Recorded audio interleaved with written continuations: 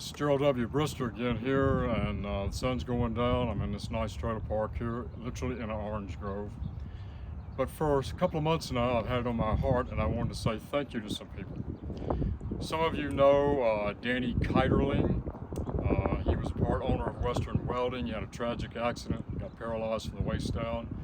Had a pretty rough go of it for a while, but he's got this indomitable spirit, and every time I see him, I come away just amazed, really.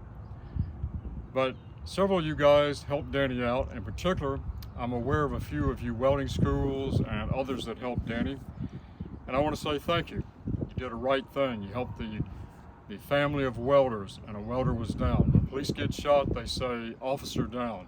Well, we had a welder down, and you guys stepped up to the plate. You didn't run from the sound of the firing, you ran to the sound of the firing, and I can't praise you enough. I want to praise Missouri Welding Institute and Nevada, Missouri.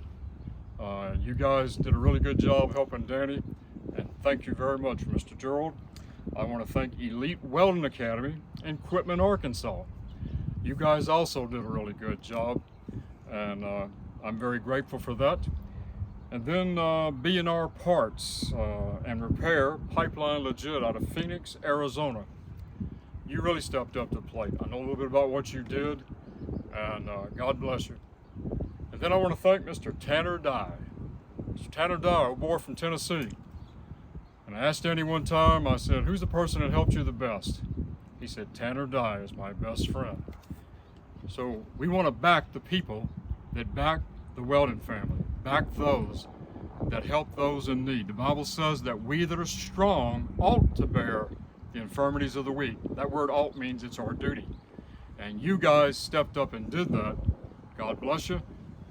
Give them a look. Call them up. Check them out. They're good people. Gerald W. Brister, and that's a thank you today.